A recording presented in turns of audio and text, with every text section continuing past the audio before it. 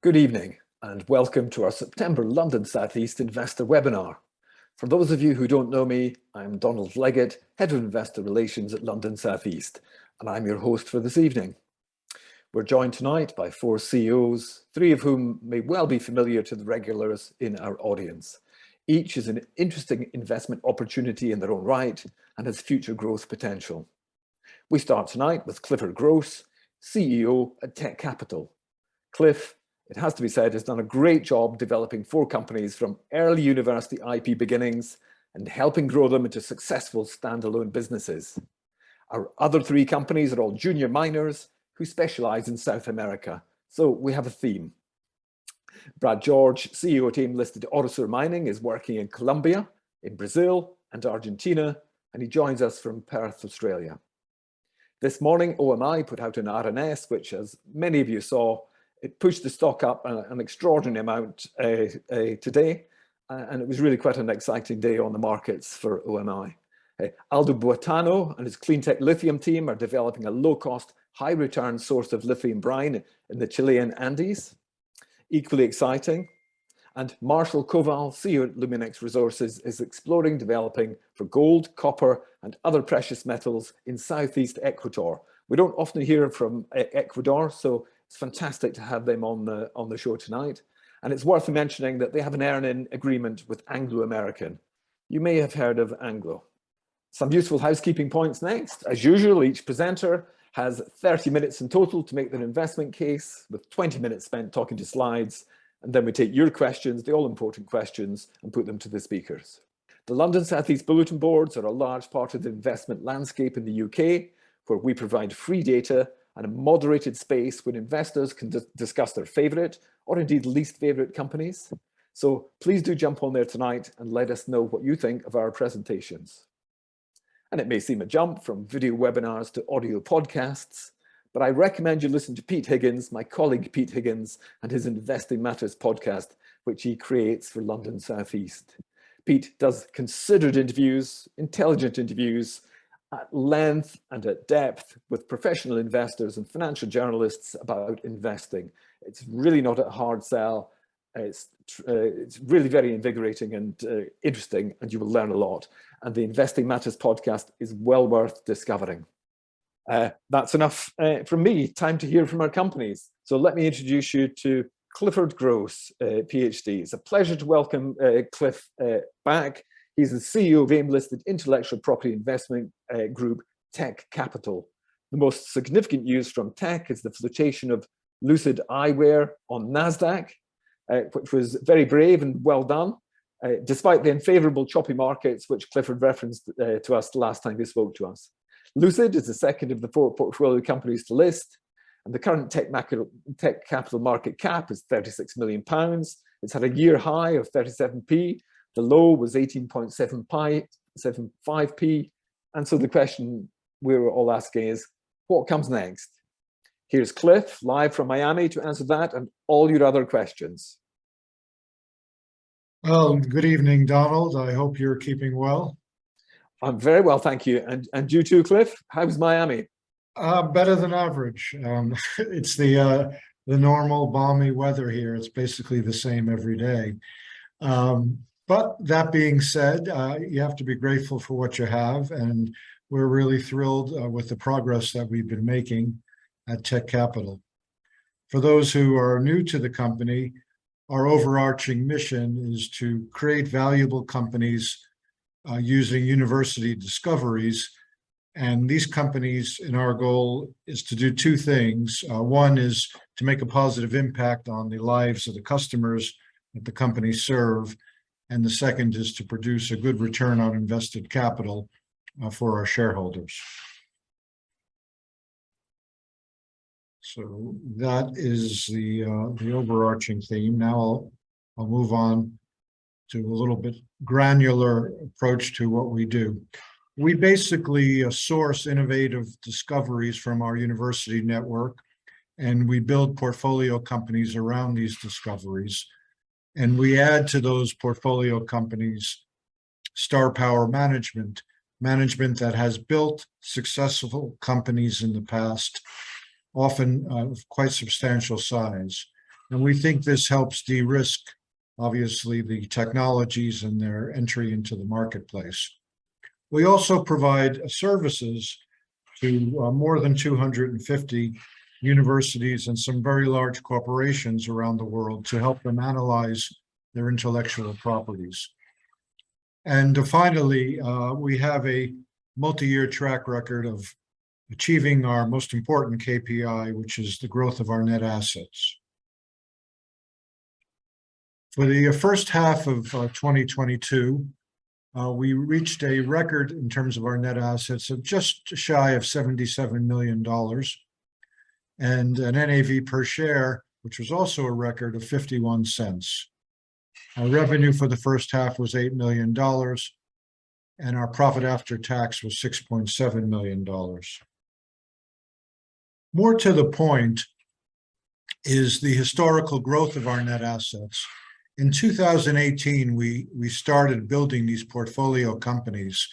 And so you could see over the preceding 5-year period, our KPI of net assets truly has been a winner for us in terms of delivering value for our shareholders.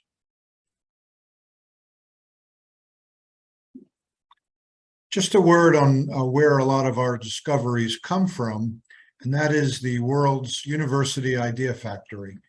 And these are university laboratories spread out over 160 countries that are developing technologies and making them available for technology transfer, whereby companies can acquire the exclusive rights to these technologies for commercialization. We think our network is the largest university tech transfer network in the world. It's electronic, so it's pretty low cost to maintain once having built it. So from this network and our team, we've built 4 portfolio companies that my grandmother would say are not chopped liver. I mean, they each have a remarkable, capable team members, proprietary intellectual property, and they each address large existing markets greater than $1 billion. So they are in different areas, however. Beloscura is a medical device company focused on pulmonary function devices. Lucid is a smart eyewear company. Guidant is a software company for improving the safety of autonomous vehicles. And Microsalt is a food tech company which makes very small sodium chloride crystals to reduce the sodium consumption in a wide variety of foods. So whilst in different areas, they do have sort of a common denominator, and that is they can improve the quality of life of the customers they serve if they're successful. And if they're successful, they can make a market increase in our return on invested capital for our own shareholders. And by the way, all of these companies were started by Tekcapital from a clean piece of paper. They weren't investments in existing companies, but rather they were really born out of what we saw as opportunities and needs in the global market. Our first company was Beloscura, which has done a wonderful job in developing a portable oxygen concentrator that's lighter, quieter, and modular, which helps many people who are afflicted with COPD. The COPD is the 3rd leading cause of death in the world. About 3.25 million people die from it each year. Over 300 million people are afflicted with it. And many of those individuals who have it need supplemental oxygen to enable them to perform activities of daily living. Portable oxygen concentrators are the technique of choice for providing the supplemental oxygen because they allow you to move about. You can take a scheduled airline, you could engage in physical activities outside of the home, whereas when you're lugging around a canister of oxygen, it's very difficult to do those things. And what's unique about Beloscura's product is that it has this modularity, so as your disease progresses, instead of having to buy a larger portable oxygen concentrator, you could press a button, pop out the cartridge, and put in a higher capacity filter cartridge, which will enable a greater flow rate for the needs of that patient. Overall, what that does is it reduces the cost of portable oxygen concentrators over the lifetime of the patient. And what that does is it makes portable oxygen concentrators available to more people. So it's a remarkable goal that the company has. They built a world-class device in our view. It's patented. They got FDA clearance, the first modular cleared portable oxygen concentrator by the US FDA. And they're building and supplying these devices to people in the United States. So they've really done a yeoman's job of achieving their mission that they set out to do. And they also floated the company a little over a year ago, and the stock has done very well. It's basically doubled since the inaugural listing. And so we're very pleased with the progress that Beloscura has made. And we believe, because the market is so large,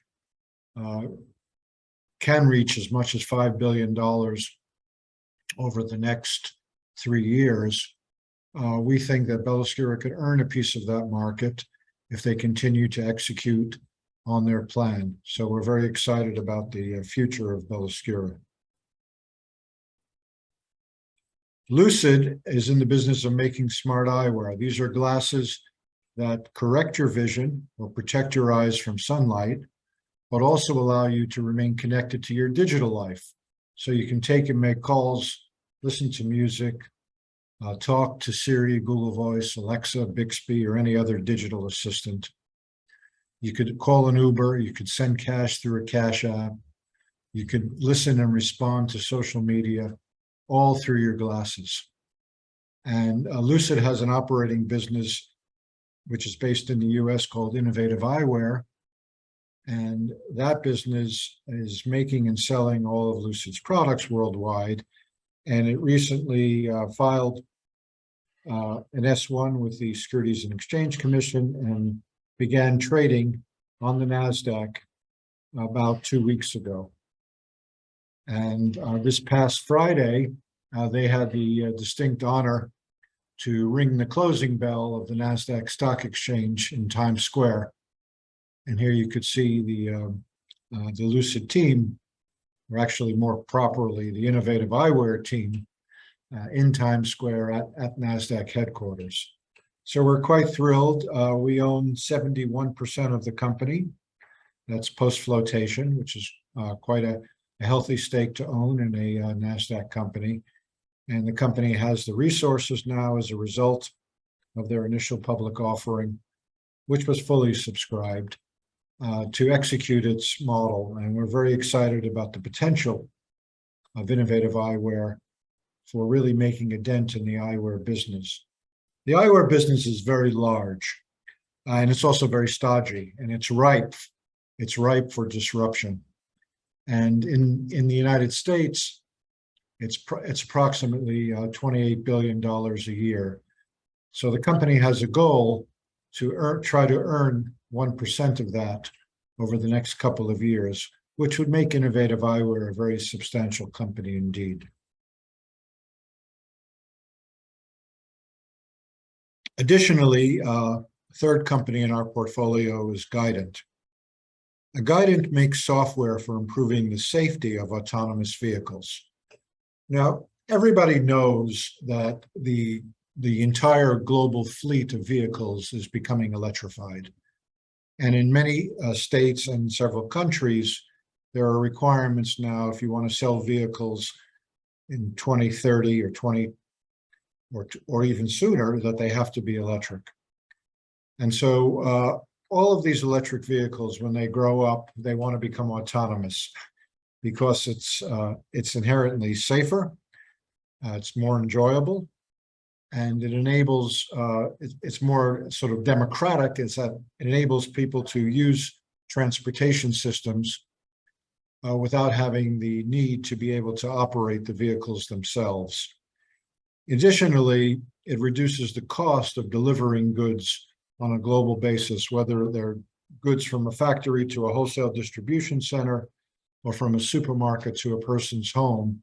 The 24/7 contactless delivery of all sorts of products is underway, and autonomous delivery devices are the way that those products will get to the users. Now, although many people are enthralled with the idea of autonomous delivery and autonomous vehicles, there will still be accidents, and these accidents will be even trickier than traditional accidents in the sense that in many cases, in fact, most cases, there won't be a driver present to resolve the accident. So even a small accident could escalate to a very serious situation. So as a result, we believed, as part of our investment thesis in developing this company, that it was necessary on a global basis to have a remote monitoring and control facility in place to oversee these autonomous vehicles and autonomous delivery devices, much as you would have for air traffic control for the aircraft fleet. And this was way before it was ever promulgated. But lo and behold, it was promulgated. The first was the state of Florida, where Guidant is based in Boca Raton. 2 years ago, Governor Ron DeSantis passed a law requiring, first of all, legalizing autonomous vehicles everywhere in the state of Florida, and secondly, requiring those that did not have safety drivers to be able to hook up telemetrically to a remote monitoring and control center to take over the vehicle, call a first responder, or do what is necessary to help resolve a mishap that might occur. Since Florida initiated that very forward-looking legal structure, 7 other states in the US have followed suit, and so has Germany, and a number of other countries are considering doing just the same thing, including the United Kingdom. So we think remote monitoring and control of autonomous vehicles and delivery devices will be a standard infrastructure item in just about every territory in the world that autonomous vehicles operate in. Guidant has built a successful remote monitoring and control center, the first one in the state of Florida, and they're expanding it now in Boca Raton at the Brick Center, which was the old IBM R&D Center, which is a remarkable building for this type of facility because it was designed, the building was designed to withstand a Class 5 hurricane and has its own power generation. So it's truly amenable to 24/7 monitoring operations. And Guidant has acquired a number of technologies and has developed a number of technologies. They currently have 8 patents that cover remote monitoring and control and some related technologies. And they have demonstrated not only that they have a remote monitoring and control system that works, but it has amongst the lowest latency of any system known commercially, which is it's under 35 milliseconds. And that's the time it takes for a signal to go from the vehicle to the remote monitoring and control center. Time latency is important, the less the better, obviously, especially if you're controlling a vehicle, so that basically what you see is what you get on the monitor when you're steering and taking over control of the vehicle. In addition to the remote monitoring and control system technology, which they're going to be offering as a software service, they also have another technology, which is regenerative shock absorbers. Currently, all electric vehicles have regenerative braking to take the heat energy generated from the braking, which is wasted normally in most vehicles, and capture it and put it back into the generating power for the recharging the battery. None of the commercial vehicles have regenerative shock absorbers. And we acquired a very interesting technology from the State University of New York for Guidant, and they've productized it, they've tested it, and they're continuing to test it, and it's looking quite good. And several large vehicle companies are quite interested in testing this technology for potential incorporation in their electric vehicles and autonomous vehicles in the future. And last, but by no means least, the fourth company in our portfolio is Microsalt. Microsalt has the difficult goal of trying to make a dent in cardiovascular disease, which is the #1 cause of premature death in the world. 17.9 million people each year die prematurely of cardiovascular disease. The biggest insult to developing cardiovascular disease physiologically is hypertension. And the largest potential contributor to hypertension is excess sodium consumption. In the United States, the average person consumes approximately 3,400 milligrams of sodium a day, which is a little over a teaspoon. And the US FDA and the American Heart Association both reckon that if that can be reduced to 2,300 milligrams a day, it'll save upwards of 50,000 lives a year in the US.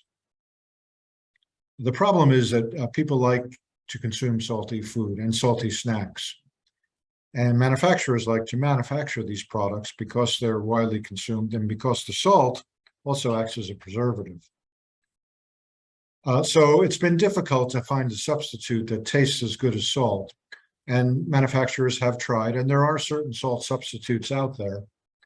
The most commonly used one is potassium chloride, which when you use it to replace sodium chloride is very effective at reducing your sodium consumption. Where it's not so good is due to the fact that where it resides on the periodic table, it has a metallic flavor. And so it doesn't quite taste as flavorful as sodium chloride. Even so, potassium chloride is currently a $1.5 billion a year business as a salt substitute. Microsalt owns the patented process for producing the first full flavor, all natural, non-GMO, kosher sodium chloride, but on a crystal size that's 100 times smaller than table salt, several microns in diameter. And the benefit of these small crystals is they dissolve super quickly on the tongue, and they produce an overarching sense of saltiness in the brain. Basically, they taste saltier than they actually are because of the rapid dissolution. As a result, you can make snacks and other foods with 50% or more reduction in sodium, with all the flavor of salt that people enjoy. As proof of concept, Microsalt started to produce some potato chips or crisps with the Microsalt under the Salt Me brand, which is a house brand that Microsalt owns. And it was really just done to be able to demonstrate to B2B customers, prospects, how good the Microsalt tasted on a salty snack. So it was proof of concept. But the proof of concept got a bit out of hand. People loved the product. They started buying it on Amazon. And the largest supermarket chain, Kroger in the US, has put it in many of their stores. And right now, from 0 stores selling products that have Microsalt on them 18 months ago, Microsalt Salt Me crisps can be purchased in over 3,000 locations in the United States right now, which is remarkable progress. Additionally, Microsalt will be introducing salt shakers with the Microsalt later on this fall. And there's big demand for this. And one of the largest food distributors in the United States, Unify, has agreed to come on board and distribute the product. So we're very excited about the future of Microsalt, not only enabling other companies to make better for you snacks, but also in selling salt, both wholesale and retail, that's better for the consumer. Okay. 1 or 2 minutes, please, Cliff. Sure. So just in summary, Tekcapital commercializes discoveries primarily from its university network that it believes can improve the quality of life of its customers. We've built 4 high-value portfolio companies, all of which are in billion-dollar markets and all of which, in our view, have very significant potential near-term growth prospects. And most importantly, we have a proven track record of delivering returns on invested capital while producing needed products for the global market. Now I'll be delighted to take any questions you may have. Fantastic. Cliff, it's a real pleasure to have you back. Let's start with that. Thank you indeed. You're speaking to us from Florida today. You ended on Celerius and Salt Me and the incredible success of it. Victor Marshall says, well, Why wait for a year to IPO Salarius when they appear to be making huge progress and the interest in the stock would likely be huge? So there you go, Victor Marshall. Yeah, we're thinking about doing a listing within the next 12 months very seriously. We think it's appropriate to achieve its growth trajectory. And we're considering starting the process of interviewing potential nomads later on this autumn. But first, we have a couple of milestones we would like to achieve, or at least see them achieve, because they're working on some very large projects right now, which are very exciting to us, which would have a positive impact on the valuation of the enterprise. Okay, and that's commercially sensitive, presumably, so there's a limit to how much you can talk around that. Right, I've said all I could say. You've said what you can say. Let me move on to Pete Higgins, who's a shareholder, and he says the FDA has given guidance for reducing sodium content in processed foods across America over the next 10 years. You'll be very familiar with this. So how is Microsalt Incorporated planning to attack the global sodium reduction ingredients market that is expected to reach US dollars 1.62 billion by 2024? Yeah, the key is to work out agreements with the largest food manufacturers, and because they consume the majority of the edible salt, and they put it into their snack foods and other foods. So Microsalt, I say we, the royal we, but it's actually Microsalt, not Tekcapital. Microsalt's management team, which is really quite capable, it's headed up by Rick Gooney, who's run a snacks business for over 30 years, which was an Inc. 500 company twice. They are in discussions with a number of Fortune 500 food companies for the incorporation of Microsalt into their snack foods. And upon the consummation of one or more of those transactions, it would really jettison the Microsalt business to an entirely different level. And what's also nice about the B2B salt business is the high recurring revenue. Once a large company starts utilizing your salt as the condiment of choice, the recurring revenue is extraordinarily high. And really, our product, Microsalt's product, allows food companies to make better for you products, which are on trend right now for the entire food industry. Okay. And on behalf of Steve Rake, I ask, who and what you see as the main competitors for Microsalt? The main competitors for Microsalt are the manufacturers of potassium chloride, who are selling potassium chloride as a viable substitute for sodium chloride. And that's good news because Microsalt tastes much better than potassium chloride. So we think it's not only a better low sodium salt, we think it's a better salt, full stop. Okay, and Sarah Kimberly says, any advance in the Fortune 500 companies interested in Microsalt? I believe you've been telling us about it for some time. So 2 people have asked that same question. Yeah, it's we're making progress, but the ultimate progress would be in the form of an RNS, where we announced that a major company has engaged Microsalt to provide X million pounds of salt per year for a particular food product line. That has not occurred yet, but it's our great hope that that will occur in the near future. Okay. What's next for Innovative Eyewear? You mentioned them first in your presentation. Did a fantastic job on IPOing them on Nasdaq, which you were telling me off camera how genuinely thrilled you were by that. What's next for them? Yeah, Innovative Eyewear has announced in their S1, which is their registration document, which is the only data I could speak with, that they have a very aggressive plan for new product development this year. They plan to introduce many new style glasses. They've already introduced 4 new styles about 2 weeks ago. They plan to introduce a cordless charging dock, and that was introduced about a week and a half ago as well. It's the first cordless charging dock for smart eyewear. They also plan towards the latter part of the year to introduce the first Bluetooth safety glasses. Those are safety glasses that could be worn in the manufacturing environment, which have polycarbonate side shields, but also are Bluetooth enabled.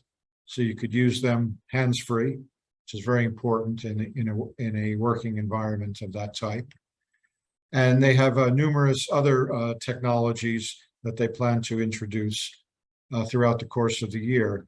Right now, they offer the most styles of any smart eyewear company in the world.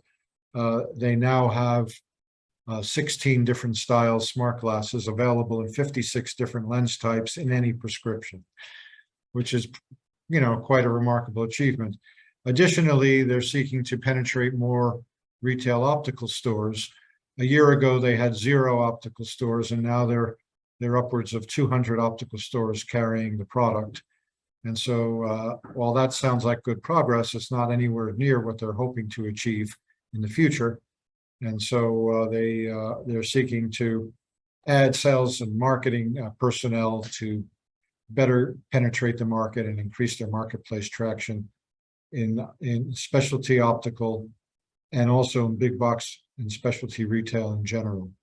Okay, so let me just stop you there and ask you one really excellent strategic question from Keith Sure. Adams. This is a cracker. I've held it up until last. Final question. Sure. Are you looking to either replace the 2 companies which you've floated, or is the strategy to float or sell Guidant and Microsalt, realize gains from all 4, distribute profits, and shut up shop? That comes from Keith Adams.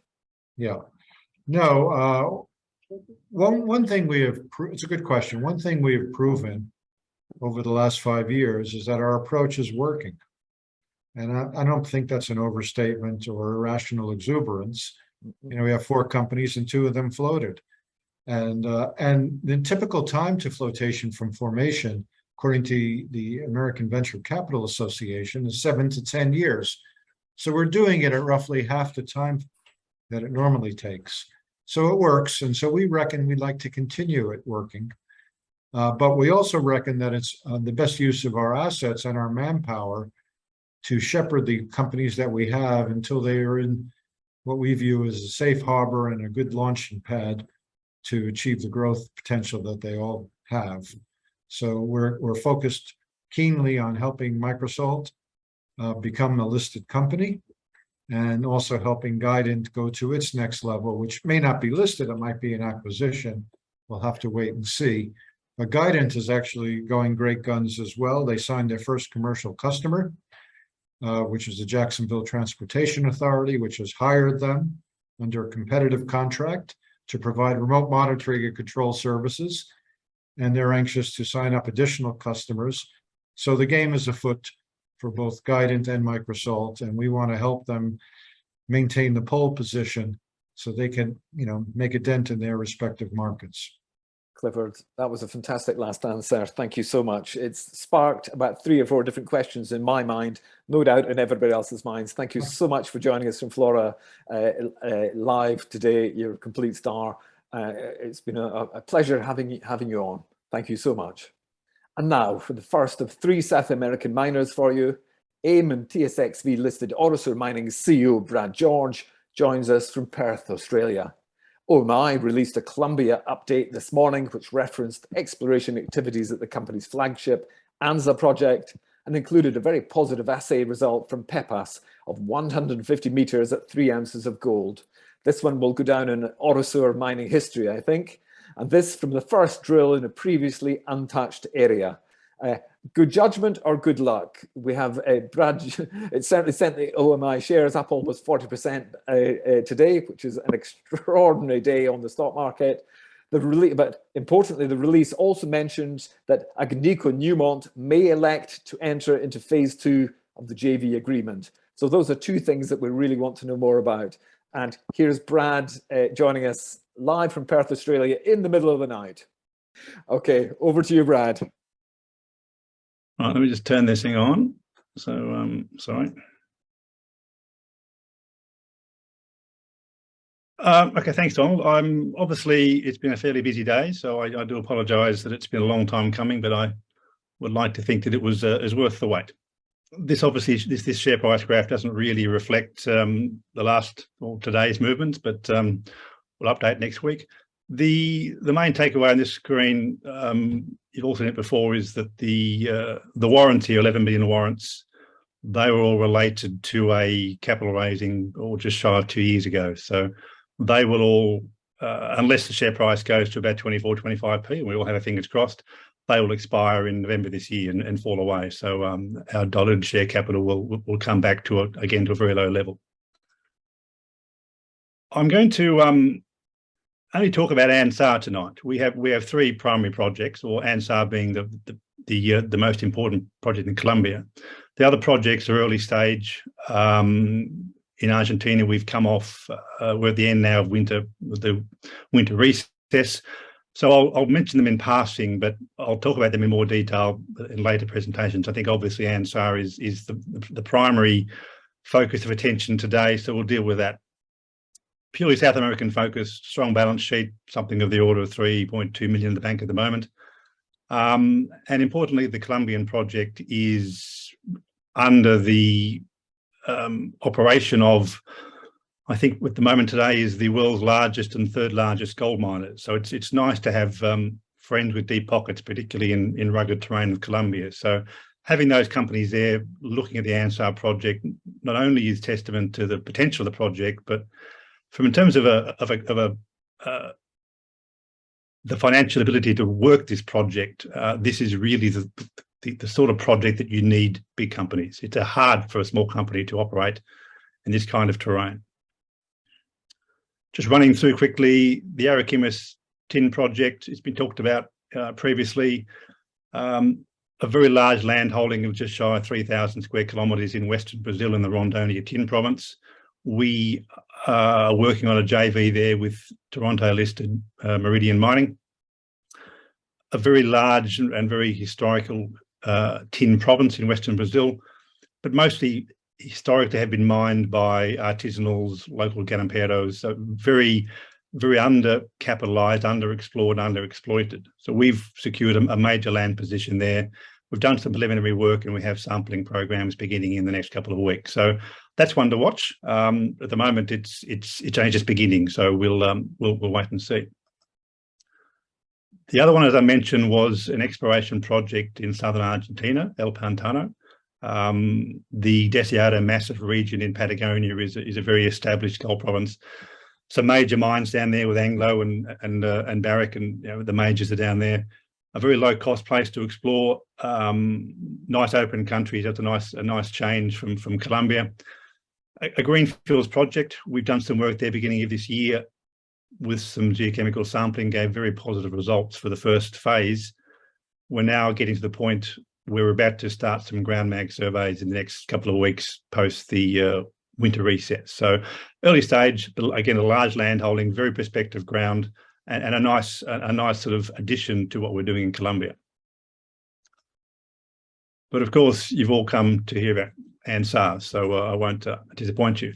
I'm not entirely sure what the audience is. We may have some new entrants here today, so I may just go back briefly and explain the history, because it's been a long time coming. It's been 10 years, if you like, to be an overnight success. So, well, the project really was actually part of, going back over 10 years ago, was part of Continental Gold that used to own the Buritica deposit just north of us, which was bought out by Zijin Mining for about $1 billion a couple of years ago.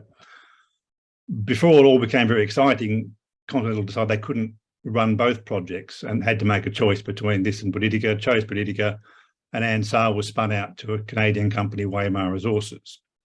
Waymar stuffed around for a bit, did some nice drilling at the Central Aptar prospect, got some nice results, but really didn't, for whatever reason, show much enthusiasm, leading us to merge with them in late 2014. We then drilled, but that's when Orosur began to suffer financially with the inevitable decline of its Uruguayan mining operations. And the project went into abeyance for a couple of years, which ultimately led to the joint venture with Newmont in late 2018. That, among other things, was a $2 million equity injection to the company, which made them, and as they still are today, our largest shareholder. But then almost immediately after that was signed, there were some security issues in Colombia, which meant that Newmont basically closed the country down. So no work was done for a couple of years. Then again, leading to Agnico joining in late 2020 and forming a JV with Agnico, or with Newmont, to run the project, with work commencing in late 2020, smack in the middle of a global pandemic. So the last 18 months, I suppose, or last 2 years, most work had been focused at that central APTA project or prospect, drilling it out, working within a COVID bubble, which sadly prevented us really from going too far up and down strike.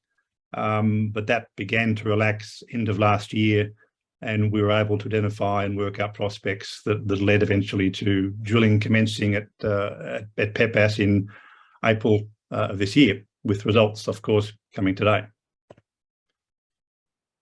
Geologically, we're in the Mid-Cauca Belt, which is northwest of Colombia, just to the east of the Andes Mountains.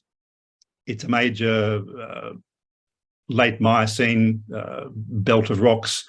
Late Miocene being quite young, sort of 5 to 30 million years, more or less. Major north-south structural corridor of intrusives and some volcanics and sediments and a whole range of packages. Major structural corridor and a major region of porphyries that are coming up. So all of the large gold projects that we find in Colombia are in this belt. They're all porphyry related, that the porphyries are the heat sources, the metal sources. So it's either the porphyries themselves or it's the epithermal deposits above the porphyries that we're looking at. But all of the major projects, gold projects, are in this belt. So we are in the right part of the world. Quite a good land package. We've got a number of granted licenses and applications totaling about 200 square kilometres. All the work to this point has been done, all the drilling at least, been done on the granted titles, the ones in green. The two large red areas are the applications. We have been able to work on those in a non-disturbing way with sampling and some trenching, but we can't drill. So they've been kept as applications for many years, partly as a way to reduce cost, because applications have no annual fees, but largely due to the difficulty in moving those forward to the granting stage due to some environmental permits and some slightly changing situation in Colombia. Those are all now largely resolved. We have been working through the application granting process over the last few months, and we're having our public audiences with the local towns and communities in the next 2 weeks, I would hope. So all going well, I would hope those will be granted probably or later in the year, but certainly once the audiences are done, then it's largely just a rubber stamping process and it goes through the system in a couple of months' time. Having said that, as part of that process, these applications will reduce slightly in size. We've made some concessions to remove areas of environmental permits and to try as much as we can to only work in the municipalities that are quite pro-mining. So we cover 4 municipalities, not all of them are as friendly as they can be. So we're removing a few areas that we feel that are not geologically significant and fall into areas where approvals might be difficult. So we want to focus on the main rocks and the main areas where we have a very good name. Just to annoy you all, our JV partners in their wisdom have decided to change all the prospect names. Those of you who have known and loved the previous names, I'm sorry, it's all changing. So the rationale here was largely to remove any geographical references to the prospect names as a measure, I guess, to not give away too much information about locations and so potentially attract artisanal miners. You might note, for example, that in the last few announcements there have been no maps. That was intentionally done at the request of Agnico and Newmont, so as not to provide information to attract the people we don't want on the prospect. So, and where there are maps, you also see here there are no coordinates. So we are just trying to keep things a little bit quiet. Pepas and Pepino are new. La Sasita is now becoming La Virgencita. Jesuitas has gone altogether and becomes part of APTA North. Charascala becomes El Roble and Guamarala becomes El Cedro. So there will be an exam on that afterwards, but that was done for the right reasons, and there'll be, I guess, small moment of confusion, but I'm sure you'll all adapt. APTA, for those who followed the story for quite some time, has been the main focus of almost the entire focus of drilling since the project began many years ago. This was largely due to access. There was an old gypsum mine here, so there were pre-existing tracks. There was known gold mineralisation, so this was the easiest place to go. So during Waymar and our early days, this was the place to drill. And we got very good hits. The best, for example, was roughly 60 metres at 10 grams. So it wasn't a place that we could really walk away from. It's a higher level epithermal system, so it's probably a hybrid VMS epithermal system. Very good numbers, but the more we drill, the more we realise that while it's attractive, while there's probably a deposit there, it is structurally complicated, and therefore moving that to a resource is going to require quite a lot of drilling that our joint venture partners felt was better spent running along strike and testing new targets.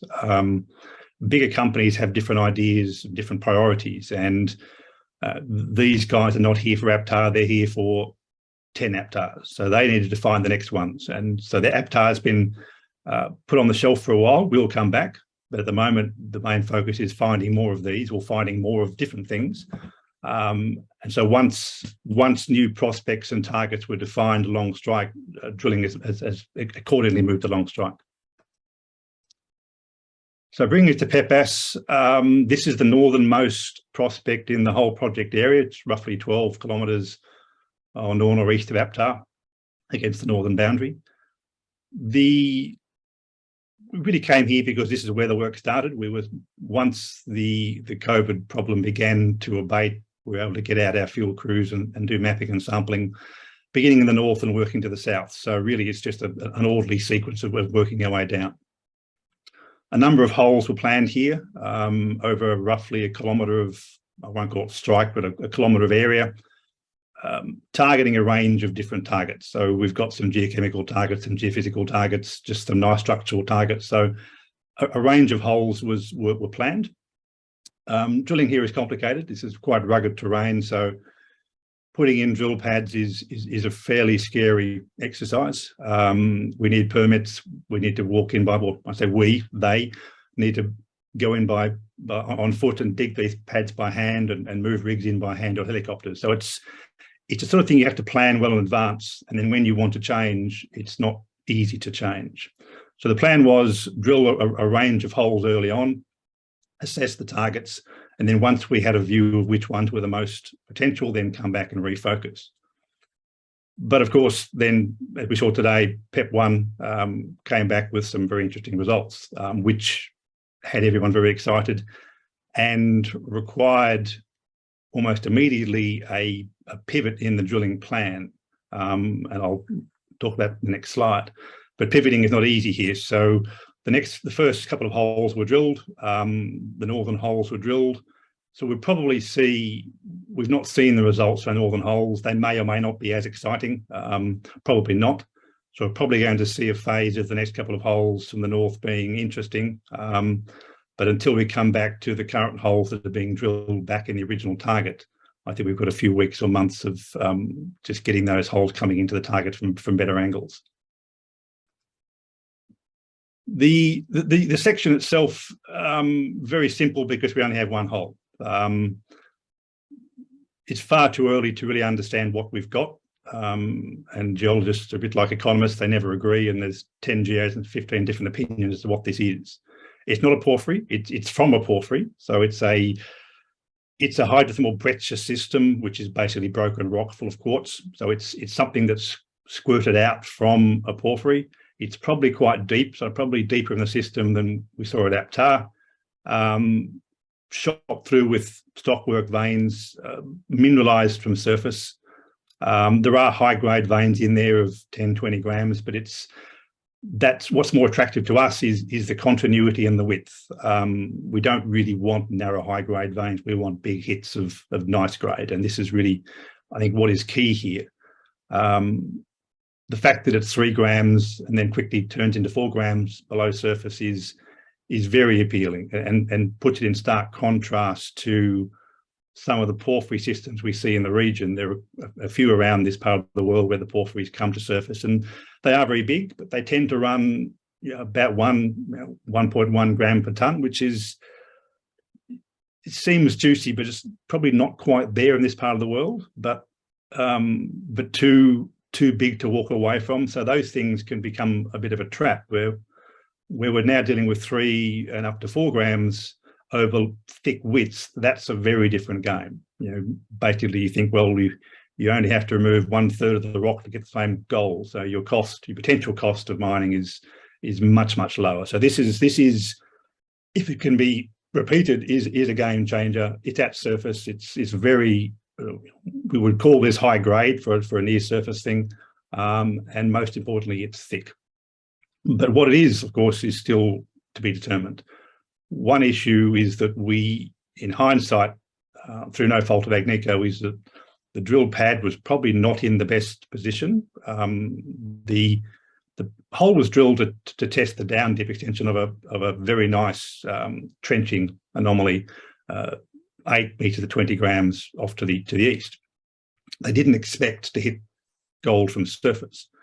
So what we found, of course, is that the pad's on top of the damn thing, which is not really where you want it. You generally prefer to be outside drilling in rather than inside drilling out. So there's a lot of sort of pulling of hair, deciding where to move the rig to get better drilling angles. And that's not an easy thing to do here. It's, you need new permits, you need new pads, and then you've got to break the rig down and move it. That takes a week. It's not something you do on a whim. So a lot of effort's been put in to relocate rigs to better positions so that they can come in at better angles and better define what this thing is, what it is geologically, its size, its scope, its orientation, and that's probably the key thing. So over the last, I guess, month or so, the rigs have begun to focus from better angles. So hopefully in coming time, we'll be able to better explain exactly what's going on here.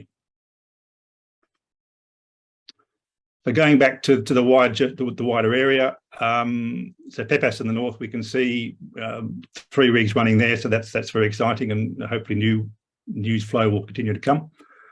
There is 1 rig drilling just south of Pepino on, again, some geochemical targets.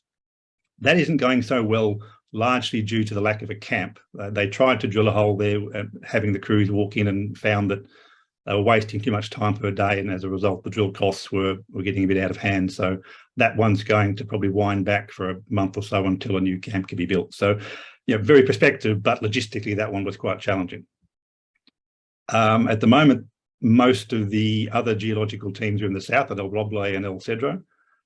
We have worked there for the last probably 8 months. There have been numerous high-grade rock chips down there, plus 8 grams over quite wide areas.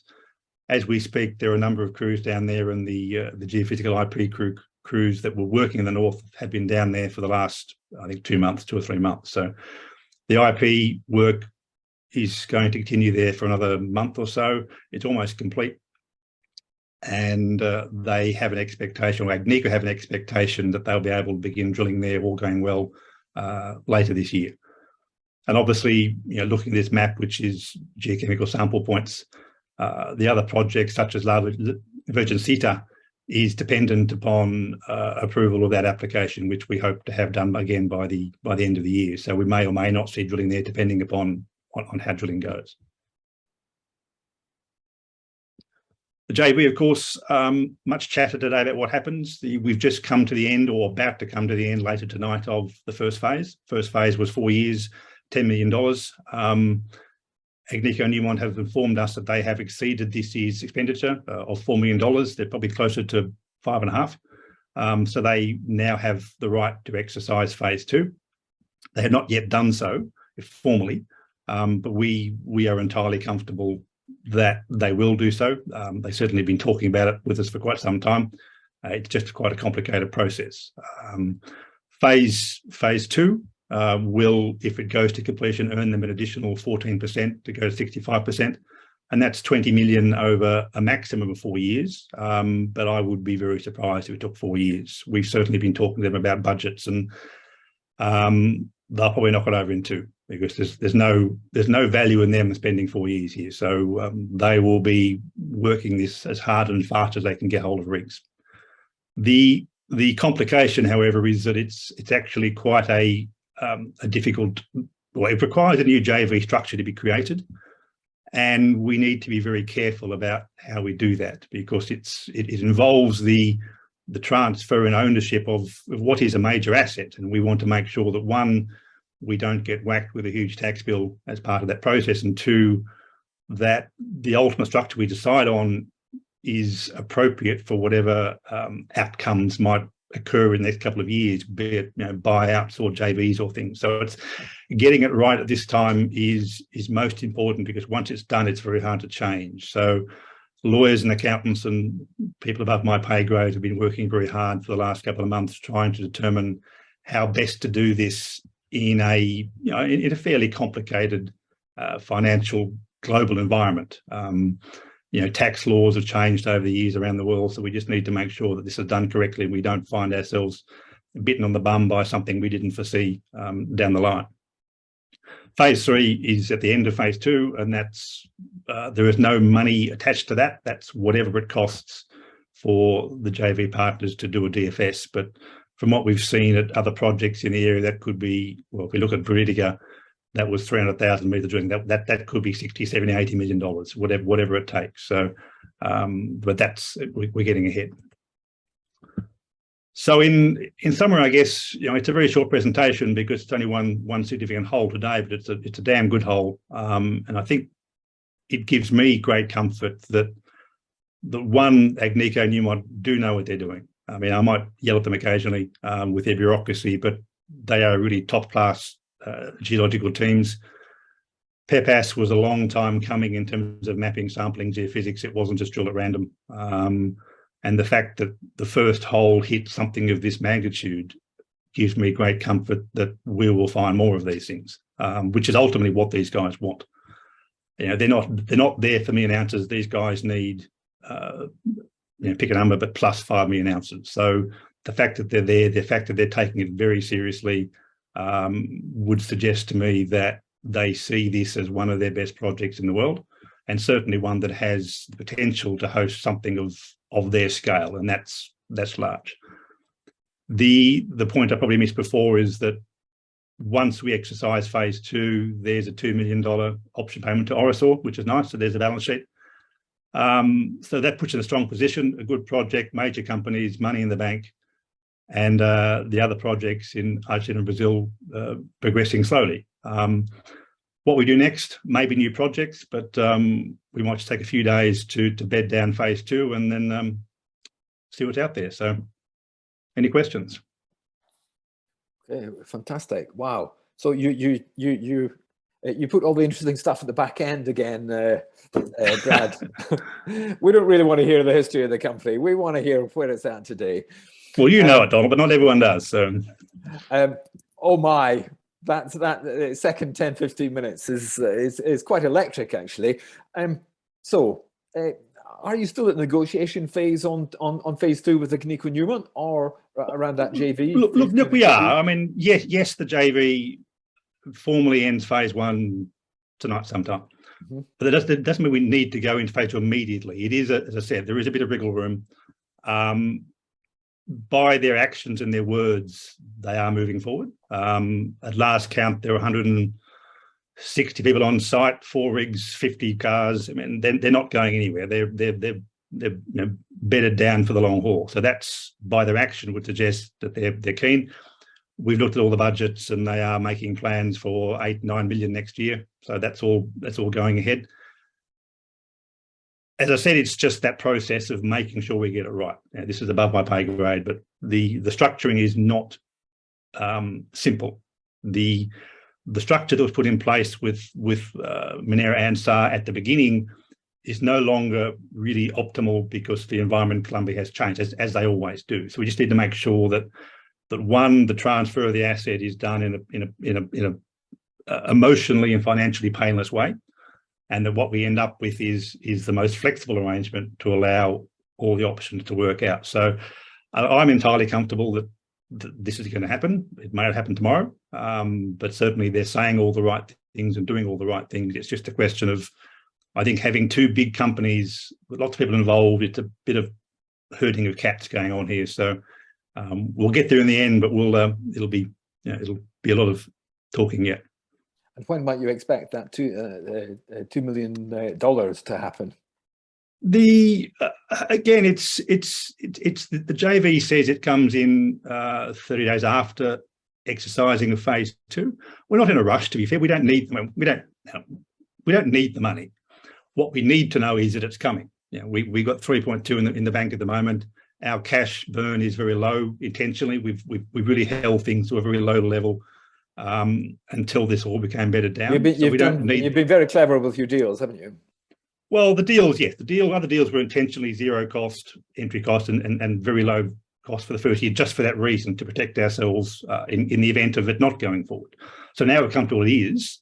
So the 2 million will come in, when it comes in. We don't need the money. What we want to know is that it is coming in, and then we can relax. So okay. We're all fairly happy, but there's lots of background chats going on with lawyers and accountants, and I'd bore you to death, but I try to ignore it all. Leave that to Louis. Jeff Griffiths asks, so we've got questions from your shareholders here. In relation to phase 2 information, when will enough detail be released in order to satisfy the interest of institutional investors? So basically, Jeff is saying, can we get more details so that we get more institutional investors on and change the profile of the company a little bit, stabilize things a bit. Those buggers are always hard to please, and the cheese is always being moved. We spoke to quite a few. Institutional investors are hard to keep happy. Well, we spoke to quite a few over the last few months, and the comments were, yes, when you get to phase 2, when you get the first predictive step house, come and talk. Okay, done that, so we'll begin to talk. Sadly, of course, the markets, the market have had a pretty rough 6 months in terms of risk of attitude and wars in Ukraine and various things. But I think we've now got a story to tell. We'll see the response. We really haven't been able to do anything for the last couple of months because we knew about this whole over 2 months ago. Not the details, but we knew in concept that it was exciting, which was nice to know. But it meant that we couldn't talk to anybody because we're basically we're locked up from conversation. So now that at last we're able to begin to talk, we'll begin the process of communicating with institutions, or at least those that play in this space. They look, this is what we are. This is the drill hole. This is the plan now for the next couple of years. This is who's doing it. So they can begin to see and project forward what's going to happen over the next 2 years. So great. Now, let me ask, there's a multi-part question from Bhargav Joshi coming. Bhargav describes himself as a long-suffering shareholder. Perhaps he's slightly happier after today. And he and several others ask the same question. Have you resolved the data protocol issue with Agnico to release the updates on drill plan and assay results on a more frequent basis yet? And to be fair, that is probably the most overwhelming question that's been asked. Yes, look, the answer is yes and no. I mean, most of the delays for this particular hole were not due to Agnico. They were due to data issues.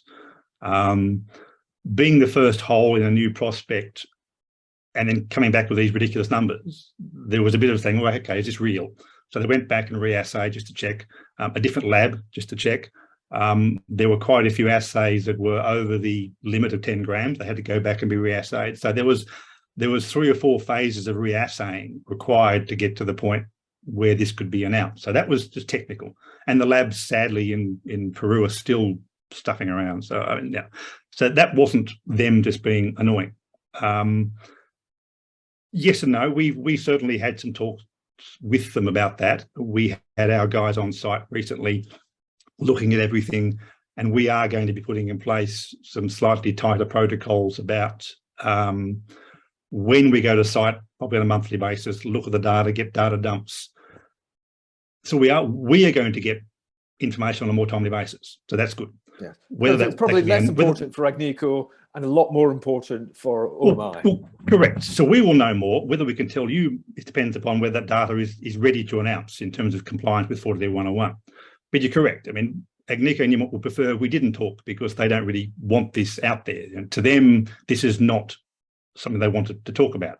To us, it's material. To them, it's annoying. So there is that slight sort of contrast in views about that, but ultimately they recognise that we have an obligation to investors, we have an obligation to regulators, and we certainly will be pushing as hard as we can to make sure that this is done absolutely as in a timely fashion.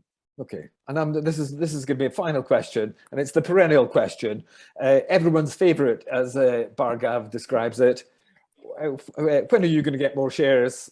When are the non-execs going to get shares? That whole thing. Yeah, that all one. Look, Sorry, I'm used to it. I don't quite know what they think I'm going to buy. I don't have millions, so I'm not going to make a difference to the share price. But the same answer always is, if I'm doing my job right, I can never buy a share because I always know what's going on. And I just made the comment. We knew about this hole over 2 months ago. Had I been less honest, I should have come in and bought some shares then. But we take a very firm view on what makes us offside, and almost every day we know what's going on. Yes. And you're in a permanent close period. Yeah, which is why you give directors options, because normally they can't trade for that exact reason. So look, as and when I can, I will. But really, I think that maybe is getting a bit tired. Okay, Brad, I have to thank you for your honesty. You're always straightforward and you tell us how it is. I think that whenever we speak, it's quite educational as well as informing the market. So thank you very much. It's terrific. Okay, on to Cleantech Lithium. It has been said that lithium is the new gold. Well, we've been discussing gold for the last half an hour, and Cleantech Lithium certainly look as though they may have the Midas touch. CEO Aldo Boitano is from Chile. He's a Chilean. And Cleantech Lithium floated on AIM in March. The company intends to extract lithium from 2 wholly owned salars high in the Chilean Andes, and they describe the project as low cost, high return, with cash flow 2 years quicker than a traditional salar and much less capital intensive. The market cap is around 40 billion today, which is quite punchy. It's rather good. And Aldo Boitano, the CEO, he's in Santiago, Chile, and he joins us all the way from Santiago today. Welcome, Aldo. Hi, nice to be here again. It was winter in London the last time I was with you, and so very happy to be again invited. Well, it's a pleasure to have you, and to have you in your rightful home. Actually, Santiago presumably is home for you. Yes, it is. Okay, and you can dream of the salars and the mountains from there. I go often, and there's plenty of mountains to see here. I know, the Andes. You've got real mountains there. Yeah, I like to go to site as much as I can. Okay, that sounds great. Okay, tell us your investment case. Well, yeah, let's move to slide number 2. Yeah, we have these highly prospective assets. We actually have now 3. Their near-term production potential, we're looking for 2025 for being production. We use direct lithium extraction, and we were one of the earliest adopters of direct lithium extraction back in 2017 when we started the project to reduce the environmental impact, to come close to zero emissions. And we do that because we use renewable energy. Myself, I developed 800 megawatts of engineering projects later sold to be developed of renewable energy. It's even despite, and we're very pleased with the market response of the last couple of months, last month and a half or so. It's still an attractive entry point. There's an valuation. We are the only or major company, listed company without an offtake agreement, and so there's an opportunity there, and we plan to do something at the end of this year, and the beginning of the next year. But most importantly, we have a proven management team that takes projects from startup to production. We'll see the board later on, but Steve Kessler, the chairman, Dr. Kessler, he's credited to start both Escondida and then as the first CEO of Collahuasi from a startup idea all the way into production. And worth mentioning that Escondida and Collahuasi one is the largest copper mine of the world, and Escondida, Collahuasi is the second one. So, and we just had a big referendum election in Chile over Sunday, and always the governments of various different political signs have been supportive of the project, and more so today with our green credentials. And at the same fact, just the country is moving to a more central, more reasonable agenda to work after the big referendum that happened yesterday. Can we move to slide 3, please? This is a snapshot. This is a snapshot of the at the bottom of the right side picture. We have Laguna Verde and Francisco Basin, our 2 projects were more developed. And you're going to be seeing news of Laguna Verde in the next couple of days on the updated resource, and Francisco Basin in the next couple of weeks. I can't say it, but our analyst, Fox Davis and his group, they say that we'll move from the Laguna Verde 1.2 million tons that we have right now of a JORC estimate, mainly inferred, but that will change to indicated and measured, and some percentage, and the resource will update all that. But according to Fox Davis, both areas combined will amount for somewhere around 2 million tons. We still have to publicly tell the market the number. Just to make a case that's larger than China alone, we'll see a chart of our reserves around the planet and the different countries, and just to grasp how big and important our projects are, it's larger than the reserves of China. So Laguna Verde, Francisco Basin, we started to see the rise of our stock price when we communicated some weeks ago. The excellent drilling campaign we had there. And Yamara, it's a very large area, 344 square kilometers, and it's a greenfield project. Well, getting detailed in the 3 projects as we go through the presentation. But again, the next couple of days, you'll have a resource estimate with a larger upside on Laguna Verde, and then Francisco Basin will come in the next weeks or so. We are one of the, if not the only company who has complete basins. We dominate these basins. That allows us for part of the direct lithium extraction reinjection. There's no competing lithium projects for water to use. There's no indigenous communities. The Koyas, a very respected community, lives to the 2,000 meters below where we are in Francisco Basin and Laguna Verde, who are 4,300 meters. And at the same time, a couple of hours away, 2 hours away. But we've been working with them. We've been including them in the drilling campaigns, and they've been sending us some services, and we're very keen to work with them in the future. And we actually set up our team in Chile in all positions, not only on engineering or environmental or logistics and so on, but also on the community front. And that's what the importance of the border management that I was mentioning. We're a registered company in Jersey. We have offices in London, Santiago here in Jersey. We listed on the AIM market in March 2022, right a couple of days after the Ukrainian and Russia war started. We were some 20 companies back down for getting listed. We succeed, and we raised between pre-IPO and post-IPO £9.5 million. We're well funded all the way to pre-IPO, but always we will look for money if that becomes available for drilling opportunities or expanded resources. Let's slide number 4. This is a quick look at the Cleantech Lithium board of management. Already talked about Steve. The board is very, very experienced and seasoned.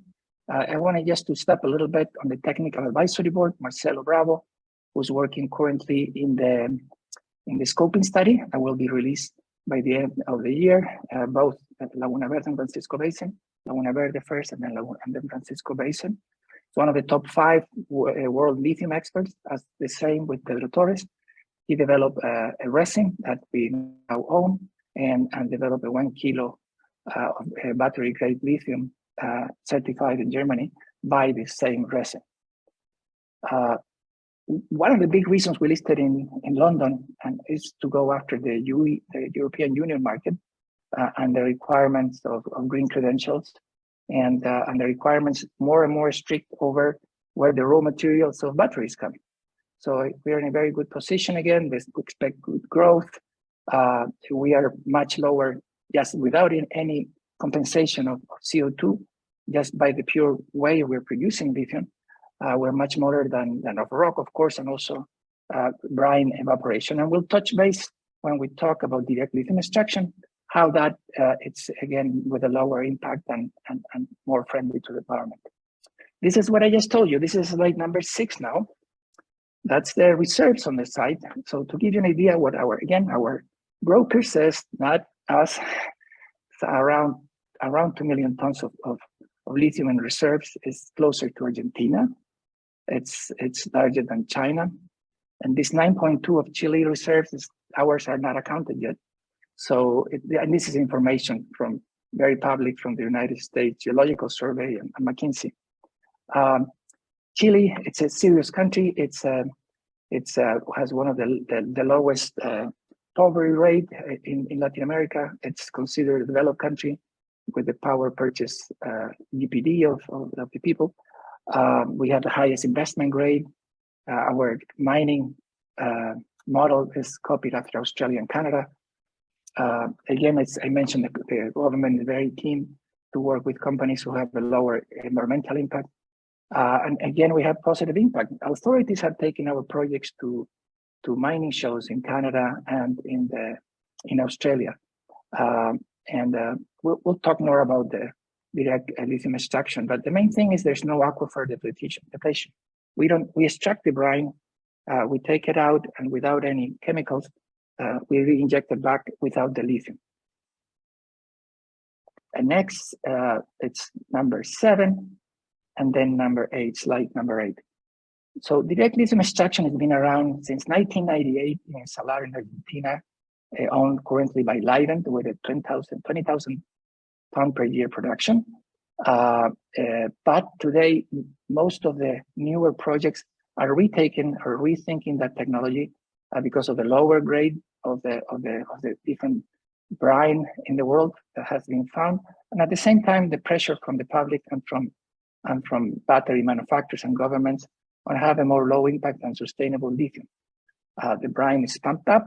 The resin is used to extract only the lithium, then it's washed away, and 100% of the brine is re-injected. Again, the fact that we control these basins allow us to do so.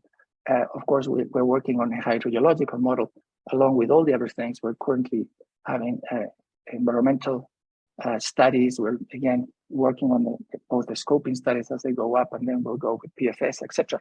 But we really have a grasp of this direct lithium extraction technology. As I said before, we started early. We sampled with a company in California called Lilac in 2018, with Sunresin, another company of direct lithium extraction in China, and companies in Canada, companies in Europe, France, and companies in Texas, etc. And we came up understanding this process, patenting the resin on our behalf, and like I said, successfully being able to extract, produce one battery of lithium, battery grade. On slide number 9, we'll tell you something that happened just a couple of weeks ago, 2 weeks ago. We signed an MOU to give more assurance to our knowledge and the future of the company with Sunresin, who again, we started in 2017, early 2018 with them. We saw them grow out of the three salty lakes that are producing between 10 and 20,000 tons of lithium per year to grow into other parts of the world. They're currently deployed a couple of weeks ago, only after 5 months of the purchase order. The first initial stage of a 25,000 ton production plant that will grow up to 50. With the capex very aligned with what they quoted us. When we got listed on the IPO, you can check the public documents. We put all the information that Sunresin had given us, this Chinese company, for an EPC Keystone plant when we go into production. Sunresin is a $4.2 billion company, publicly listed. It has advanced buying 2 companies in Belgium to produce some of their parts for both the pilot plants and the full commercial plant. Has signed an agreement with Hatch to provide some of the engineering for the projects. Announced an MOU similar to us in a project in Utah. And you can see here on the corner left one of the modular plants. That's a beautiful of their design that it goes modular. And then you see the shipment. Some 130 containers were shipped to Argentina. We're very pleased. And again, our aim is to be producing lithium at the end of 2024, beginning of 2025. The next slide, slide number 10, shows what I just said. Actually producing lithium at 20,000 tons per year, 2 projects in China, another project of 7,000 tons. Hombre Muerto again, Livent in Argentina, been doing it without evaporation pond since 1998. But I want you to look interestingly to the valuation and the resource that all these companies have to their side.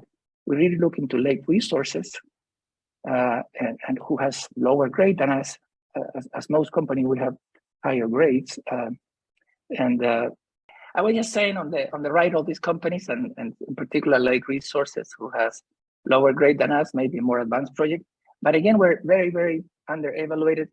The stock has rising 2.5 times in the last month and a half, from 20p at one point to 50 something today. We're very pleased, but still our valuation is $42 million, and it's not comparable to our reserves. So I reinforce the fact that we're a good buy, that we're a good business case to go forward. And again, we know more about the technology than some of these players, and we've been longer working with that. Let's go to slide number 12. Laguna Verde, our most advanced project, and again, in a few days you're going to have an updated resource. We're doing we drilled 4 holes in the previous campaign. We're going to go again drilling. We found brine with geothermal activity all along. Every single hole we hit, when we hit the brine, had the temperatures between 20 and 30 degrees. We not only plan to update the resource now, but we drill deeper, as you can see in the bottom chart, deeper and found more brine and better grades. But at the same time, that moved us close to winter, so we couldn't recondition all the holes for property samples. So the updated resource will be good. We're very happy with it, but there's some diluted samples that will have better results when we can get back to site after the snow is going. The road is just open, but we're bringing some machinery to access the drilling sites and then sample these holes better and have an indicated further upgrade later in this year. Like Francisco Basin was a big and happy surprise for us when we announced this to the market, and the fact that instead of 100 meters brine aquifer thickness, we found a 204 brine aquifer thickness, and we find all along very consistent grades. We have this, we're going to have an upgraded resource estimate measured and indicated by the end of the year, like some weeks from now. We had a very powerful 8-inch hole all the way down, like I said, with grades up to 305. And our analyst, not us, is saying that this is a 600,000 ton projection with 1 hole. And you can see we're going to drill 4 holes. So we're very excited of Francisco Basin being as large, if not larger, than Laguna Verde.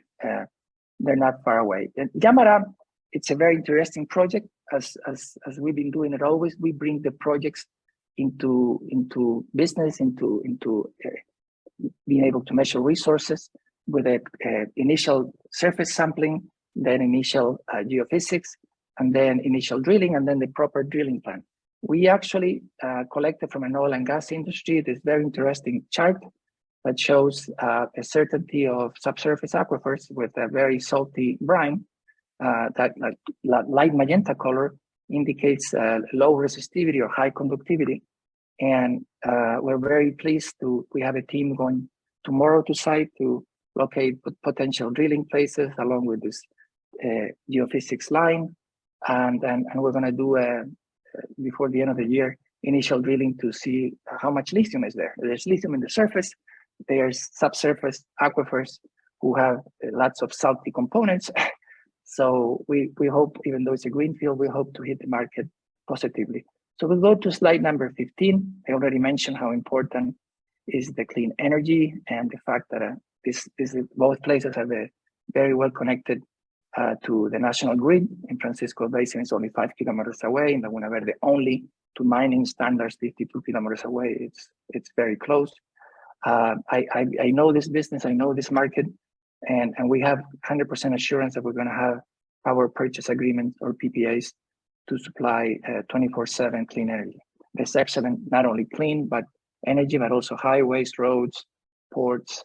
Again, Chile is a very prone mining country, and we're all good. In Laguna Verde, in Francisco Basin, we have also enough fresh water within our properties with existing water bores, and we plan to do additional to be part of the process. Slide number 17. It's the next 12 months catalyst events. You've got a minute or two to wrap up there. You've got a minute or two to wrap, Aldo. It is already. Yeah, this is the upgrade. We're gonna tell the upgrade resource estimate. We're starting the DLE plant construction as we speak, and all the work, the both scoping studies, further resource, and then at the beginning of the year have the plant producing lithium. And just again, I said it at the beginning, we don't have a potential partner or an offtake agreement, and we're gonna wait till we're really in a better position with both resource updates and both the scoping studies finished to do that. That's it. This is just a clean tech. Last slide, 18. The key data of the project, the market cap, the shares issue, and just the major shareholders, including me, and just ready for questions. What might the size of the eventual resource be?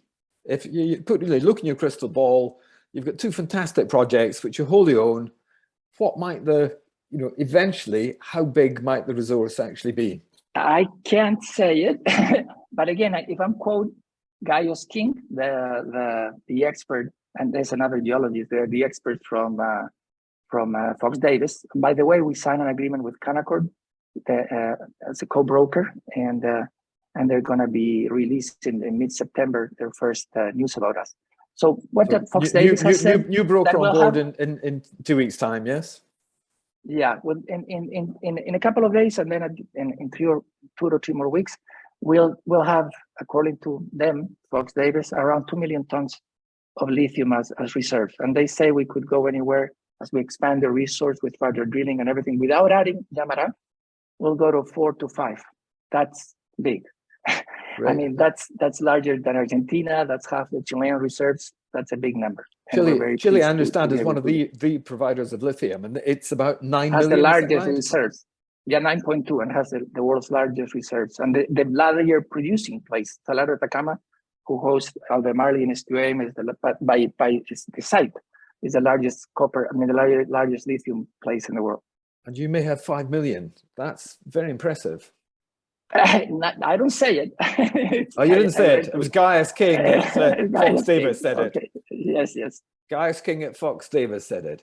Okay. And what's the latest with those license areas? Will the licenses need to be renewed? What kind of process is that? Oh, yeah. That's a good question. We have the best land management team of the country who works with the like BHP, Anglo American, and so on. We're moving all of the mining license who have 2 to 4 years of working from exploration into exploitation or production license, and they go endlessly. So we've been holding these licenses, and as long as we pay the patents, we can keep them forever, and we have no problem whatsoever, none. Okay.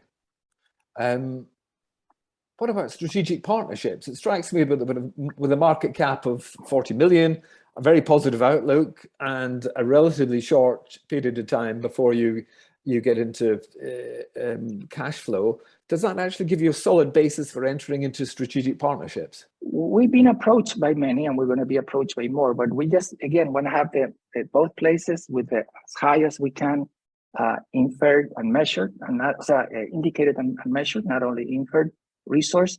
And they both scoping studies finished for the two most important projects to give an economic evaluation and then talk. Steve Kessler was the founder and past president, chairman of a European lithium company based in Austria.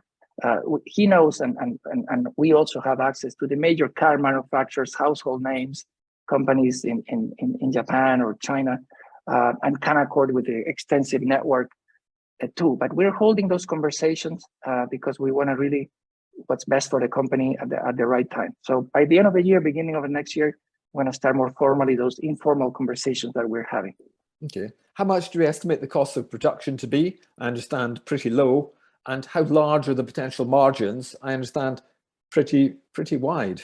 Well, yeah, we've been very conservative, at saying $5,000 per ton of production. The price is, I mean, many times that in our cash flow, we put all the taxes payments and royalties and everything, and the numbers are astronomical.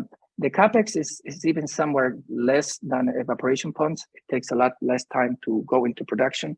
Again, Sun Resin, this plant manufacturer who just sells you the plant, there's no off-take or payment agreement over equity or nothing, just paying cash. They 3 to 5 months to produce everything in their factory, and then you have 9 to 12 months to install. Versus evaporation ponds, that takes a year to build the ponds and then another year to put them into production.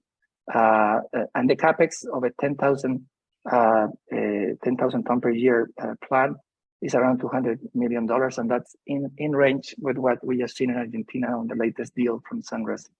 So a lower capex and not much higher OPEX than the evaporation ponds, who have the lowest one, and of course a very low environmental impact. We have a big ESG plan in place and working on that as we speak as well. We're very conscious. You have large potential. Is that what you're telling me? Yes. A very large potential. Fantastic. I'm afraid we are thoroughly out of time. It has been completely wonderful. Yes. Check out Aldo and his team on the Cleantech Lithium website. There's all the information you require there. And for now, we're going to say thank you very much to Aldo for joining us from Santiago. Our final guest speaker this evening is Marcel Koval, and he's CEO of not just one Canadian miner, but two. Luminex, you get two for the price of one here tonight. Luminex Resources is a TXV listed Vancouver-based precious and base metals exploration development company focused on the Condor gold copper project in southeast Ecuador. So we've taken you right through South America today. It was spun out of Lumina Gold in 2018. The company also has two separate earn-in agreements. The first with the major Anglo-American at Pegasus. The second, a smaller one with Jogmec at Arcadius. And Marcel joins us now live from Vancouver. Hey, Donald, thanks for having us today. Yeah, I want to talk about Luminex, but I also want to give you a little bit of background on the Lumina Group. Lumina Group was founded by Ross Beatty in sort of 2002, 2003. He took a view that the copper price would go up to somewhere around $2. He was kind of wrong. At that time, it went up to around $4. Anyway, we had all these high quality next generation copper projects that we put into the company. And ultimately, at the end of the day, we raised about $275 million in the market and returned about $1.6 billion to shareholders over that time period. And then the next genesis of the Lumina Group was the founding of Lumina Gold. All these Luminex Resources projects were in Lumina Gold, and they were spun out, as you said.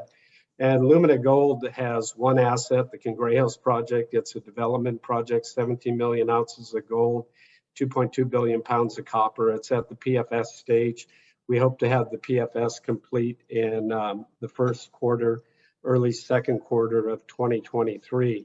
So all the other assets in the company, both gold and copper assets, were put into Luminex. So let me run you through what we have in Luminex.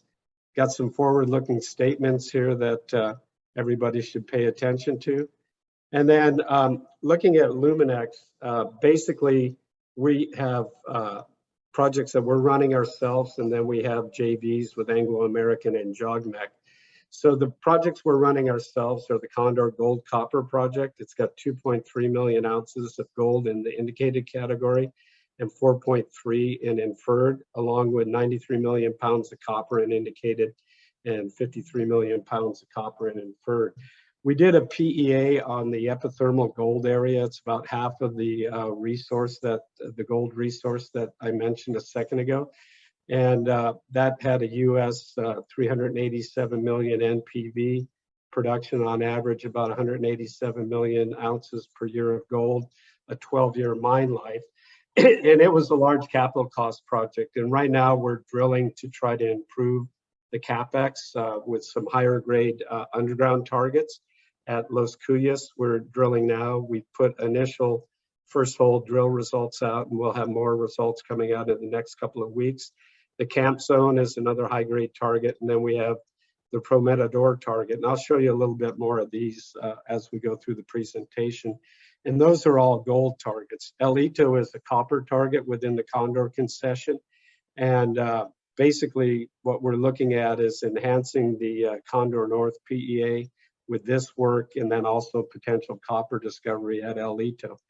And then we have two earn-ins, one with Anglo American at our Pegasus project in central Ecuador. It's about a 37,000 hectare concession in Pegasus A, where Anglo plans on drilling about 5,000 meters of a classic porphyry target, their copper target, later this year. And then with Jogmec, we have Arcadius JV.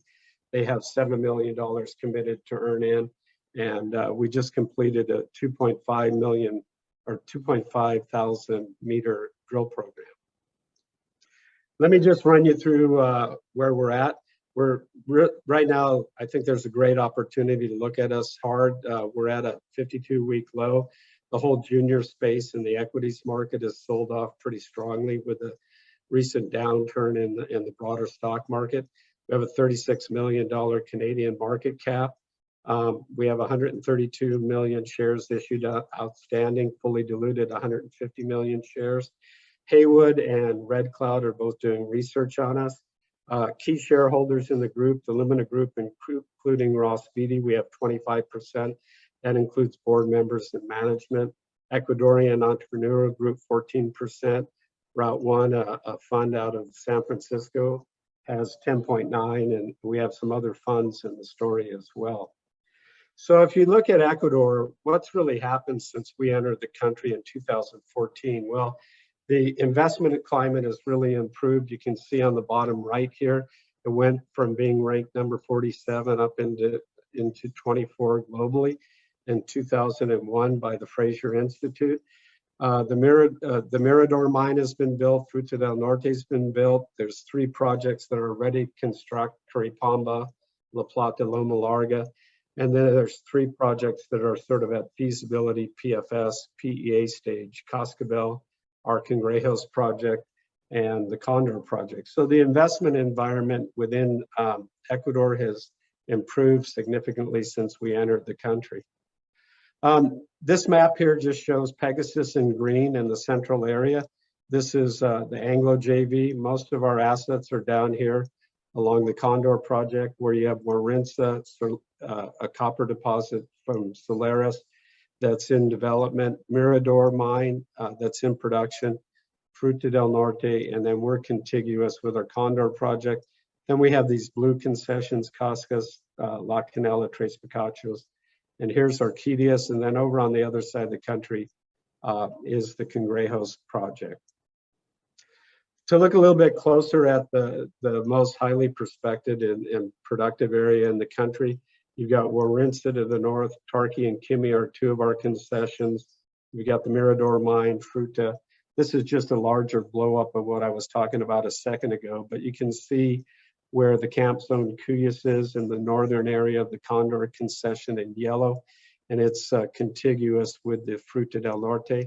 The green concession is a JV with Lundin and Newcrest, and you can see our Arcadius concession in blue. This just gives you a little bit closer view. There's been over 130,000 meters of drilling on the Condor concession. We own roughly 99%. The other 1.3% is owned by the pension fund of the Ecuadorian Armed Forces. You can see this northern area. We have 3 million ounces of gold in resource. That was what went into the PEA. Santa Barbara has 3.6 million ounces of gold. That's a gold copper porphyry. That was not in the PEA. So anyway, the PEA is in this northern area. And this just shows you a little bit more of the resources. I won't get into in detail here. You can look at the presentation on our website.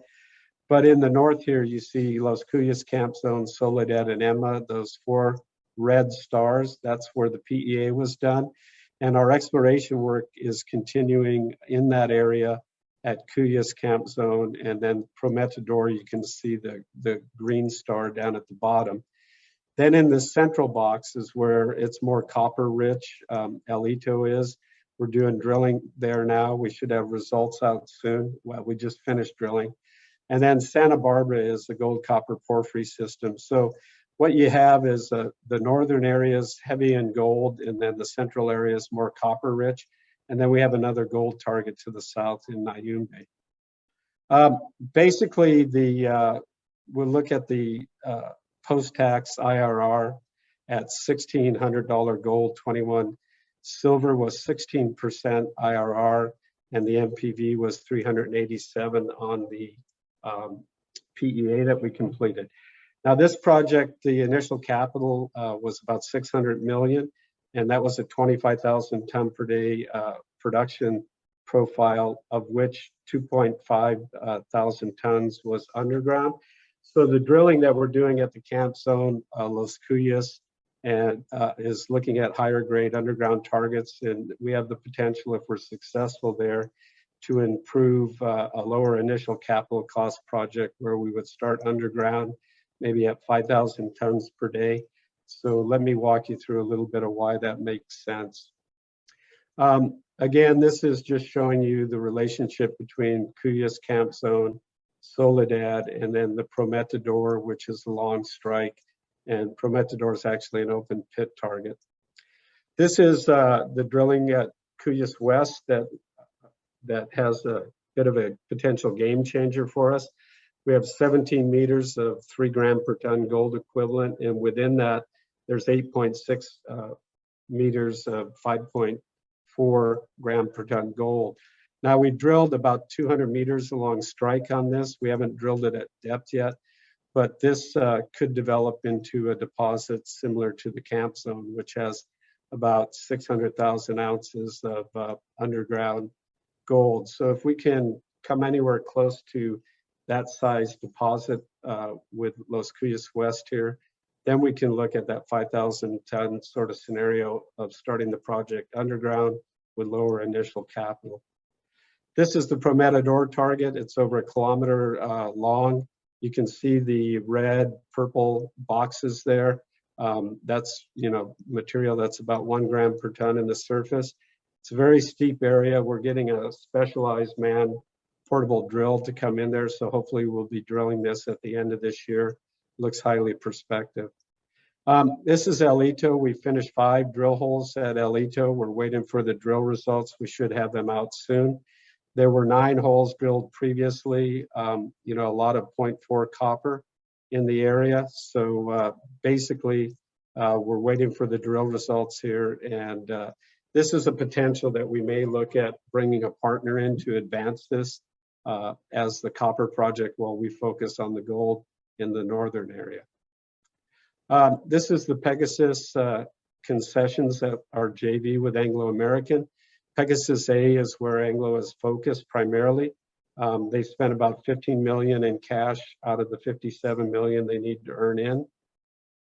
They've identified 8 porphyry targets within this land concession area. This is about 37,000 hectares. The Medusa prospect is the most advanced. They hope to be drilling this at the end of this year. It's a classic porphyry target, porphyry copper target. You can see the magnetics and the resistivity geophysics here outline what's pretty much a classic porphyry system. So they plan to drill 5,000 meters in 2022. So we'll look forward to that. This is Arcadius. Quite a bit of work has been done in Arcadius. We just finished up 5 drill holes. You can see target 1, 2, 3, 4, 5 here. Those were where the drill holes were done. There's been some good mineralization in the area. So Jogmec just spent their budget in their fiscal year, so they'll be back in the field in April drilling again. We're the operator for this. And then, reasons really to look at Lumina besides being at the 52-week low that I mentioned earlier. We have 2.3 million ounces of gold in indicated, 4.3 in inferred. The NPV at the Condor North project, 387 million, more than underpins the value of the company, what we're trading at this point. Plus, we have a lot of upside drilling potential with the gold targets I walked you through at Condor North, and also the drilling at Elito. These earn-in agreements that I mentioned with two partners, this is non-dilutive investment in the company. We look forward to advancing those projects. There's been over 30 million invested between the various JVs we've had out there in a non-dilutive manner. The team's been together a long time, so a lot of us since 2004. We have a history of just exploring, discovering, de-risking, and monetizing assets. And management is highly aligned with the ownership of 25% across the Lumina Group, including Ross Beatty. So that's really the overview. Happy to take on any questions at this point.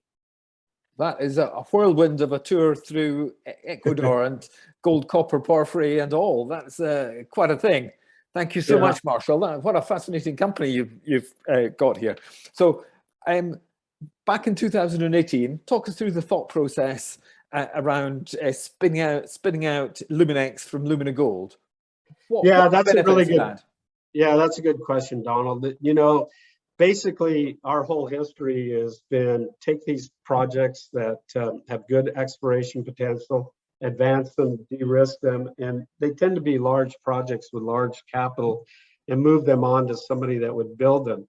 So our Cangrejos project, where we have the 17 million ounces of gold and the 2.2 billion pounds of copper in all resource categories, got to that point where we wanted to facilitate the focus on development there, and we spun all the other assets that we had in Lumina Gold into Luminex. And this is, what I just walked you through. Did it make it simpler to value the large asset? Yeah, exactly. Yeah, and that company right now, market cap is about 120 million Canadian, and it's trading near its 52-week low as well. So I would encourage people to take a look at that as well. Lumina Gold is the name of the company. So that facilitated. Were you happy with the strategy? Has it been a success? Split off big assets, smaller under development assets. Yeah, it's been a success, and it's more of it's in a development asset with both copper and gold in it. So about 80% of the revenues in the PEA that we did was gold, and 20% from copper. So Cangrejos is on this development path. It's going to be a mine someday, whereas the earlier stage stuff, and we put it all into Luminex. So we've got both copper and gold assets, but the primary value in Luminex today is, the Condor project and then the JVs. Okay. So I am happy with what we did. Okay, and here we go from Donald Lang. Let me very quickly get up to speed with this. How many ounces does 17.6 million times 3.09 AEQ at Los Coyas represent? Wow. I don't have that number off the top of my head. I need a calculator for that. But give us a rough estimate, because that's a tough curveball question. But he's basically saying, give us a sense of how much is there. So the 17 million ounces at Cangrejos, is that what the question is, or is yes? It yes. How many ounces of gold does that represent, even very broadly? Yeah, I can't do the math in my head. That's billions, don't worry. billions of dollars. Don't money. That's a tricky one. Sorry, we're not supposed to. The truth is, we're absolutely not trying to trip you up. I promise. Well, it's probably 4 billion plus, I guess, if I do the math. I don't know. Okay, so a substantial amount. Okay. Yeah. Again, Donald Ling asks, how many new holes were made in El Hito? Will it be assayed for gold? Yeah, it'll be assayed for gold. We assay it for 32 elements, so it's copper, gold, silver, molybdenum, all those sort of things, and we have 5 holes drilled at this point, and we're waiting for assays. So there should be a press release on that. Okay, watch out for the press release. And from my namesake, once again, same again, can you describe the kind of rocks you're seeing at Prometador from the samples? Are there any copper in the rocks? There's a bit of copper. It's pretty low. It's mainly gold and silver, and it's open pit targets similar to what we have at Los Cuyes open pit. A lot of this is structural controlled, where you have a dike coming in and you have a breccia zone along the margins, and the gold comes up fluid up through the breccia, and that's what we have at Prometador, which is similar to what we had at Los Cuyes and also at the camp zone. Okay, and my final question from Donald, who's asking very intelligent questions, it has to be said. From the picture of Chilapo on slide 30, it seems the area is not forested. Can you please describe the terrain? Yeah, it's pretty open terrain. There are areas that there is some vegetation and forestation, but it's a lot different than the Condor project, which is more heavily forested. So it's pretty wide open. You can see rocks that are out there, the exposures, and it's good exploration. We're doing quite a bit of work there. It's really early stage. We just acquired this from Codelco, and we're doing soil sampling, rock chip sampling, trying to define drill targets at Chilapo. Okay, a slightly more personal question. Forgive me, but we don't come across people with such senior roles in 2 separate companies so often. How did that come about? You're a president at Lumina, and you're CEO at Luminex Resources. And I'm also on the board of Equinox Gold. So I guess that's a lot to do with my relationship with Ross Beatty and working through the companies. Tell us very briefly how much work you've done together and how much money you've actually made with Ross Beatty. It's fascinating. Yeah, I mean, if you look at just the project alone in Lumina Copper, like I said earlier, I was involved almost from the very beginning. He started the company in 2002, the very tail end, 2003. I joined him in 2004, and we raised 275 million and returned about 1.6 billion to shareholders within Lumina Copper. And then, we came in and we had our own private equity company where we invested our own money, and we ended up having 15% of Ventana Gold when Ike Batista acquired that for, I think it was 1.6 billion or so. So we did quite well out of that. And then we wanted to keep the group together, which we mostly have done, and we started Lumina Gold. And when we started Lumina Gold, it was 5 cent a share stock that we acquired a company called Odin Mining. And then we went out and raised money, and today, the market cap's 150 million or 120 million Canadian. And initially, when we first started, we were probably 10 or 20 million market cap at the time. And then we spun out Luminex, and that's market cap right now is about 35 million, I believe, Canadian. So that value creation is sort of what we've done. And then when we started out Equinox Gold, we had no mine production at all. We merged Anfield Gold, which was a Brazilian mining company I was CEO of, for a development company. We merged that with Trek Resources and Newcastle Mining, Richard Wark's company. And, today we have 8 mines or 7 mines and 1 in construction in Canada. So, and then Ross also was the founder of Pan American Silver. So I've been pretty privileged to work with him in the group and the various companies. Also, ironically, we spun out Solaris from Equinox along with Richard Wark, and that's got the Warintza project. It's quite a successful copper project in Ecuador as well. We also spun out I-80 gold from Equinox, and they have some nice gold production in Nevada. So it's been a really good ride. I've been in terms of Luminex resources, would that be, would you be looking for an exit rather than take things to mine development? Well, we're set up that, say, for instance, Anglo is successful and develops a mine and takes something to production.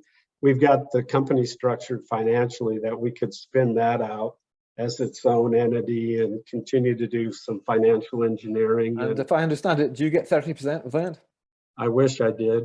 Oh, personally? No, yeah. If they go to a production decision, it's 70-30. And then we would have to come up with our 30% to stay pro rata.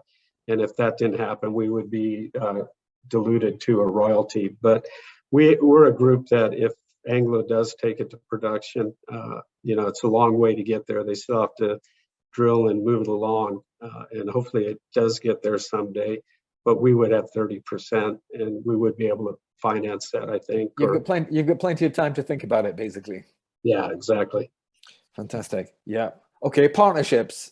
Talk us through the benefits of partnerships. You've got the Anglo. Is it tricky working with someone as big as Anglo? Do you find it easier to work with Jokmek? Anglo's been great to work with. They hit the ground running. They put money out there. They spent a lot of time. Obviously, COVID slowed them down, like it's slowed a lot of us down in the industry. But they've been a great partner and haven't had a lot of issues with them at all. They have their protocols and they have their approach, and we communicate well with them. So it's been a good partnership. Jokmek. We had a JV with Jokmek in Peru in Lumina Copper, and they had their own management team in Peru at that time. They don't have one established in Ecuador, but they have a lot of interest. So we've been operating, and they've been a really good partner as well. Okay, let me start to wrap up. Couple of broad questions. News flow. What can we expect from Luminex Resources in the next coming months? What are the kickers to the share price? Yeah, so we've got drill results coming out from Los Cuyes West, that higher grade underground target. We've released one hole. We've drilled 4 more. Those results should be coming out as we get them from the labs over the next month or two. El Hito drilling, we have that. That's the copper target, so we'll have drill results. I think we'll have pretty steady news flow through September and into October. And then also we did some more drilling. I didn't really talk about this at the camp zone, which is the higher grade underground target that was in the PEA for Condor North. We have some drill results coming out for that. So we'll continue to see primarily drill results will be the near-term news flow. Okay. And my final question, why should investors hold shares in Luminex? So this is your chance to sell, to make your investment case. Yeah, I mean, look, from a valuation perspective, there's not a lot of downside from here versus the upside potential. So if Anglo hits, that's a big upside potential as we continue to improve the economics at the camp zone with more discoveries. We would look to eventually update a PEA. So I think there's quite a bit of leverage to both gold and copper in the Luminex story. And I think we're pretty beaten down with a lot of the other juniors in the space. So I think the upside potential with more discovery is definitely there. You have one heck of a lot of holdings in Ecuador. At one point, we were the second largest concession holder in Ecuador when we had the 2 companies together. So we do have a lot on the go. We've got 20 plus geologists working for us in the country. So, we're pretty active. Marcel Koval, we're going to end it there. Thank you very much indeed for joining us from Seattle, I believe, this evening. Thank you so much. Thanks, Donald. Thanks all your listeners. That was absolutely fascinating. That gave us an insight into Ecuador and what's happening in the mining industry in Ecuador, which is something we don't often touch upon. So thank you very much indeed. That was absolutely terrific. And that's it from us after another great evening. Thank you very much to all our speakers for joining us live from around the world. We absolutely got around the world tonight.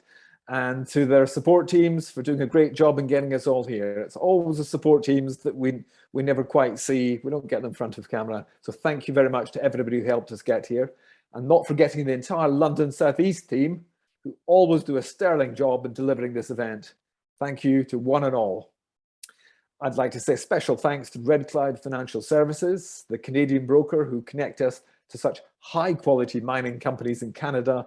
I mean, really, they come up with some gems. Thank you so much. And don't forget, you can trade Canadian stocks on the Interactive Investor Trading platform in the UK.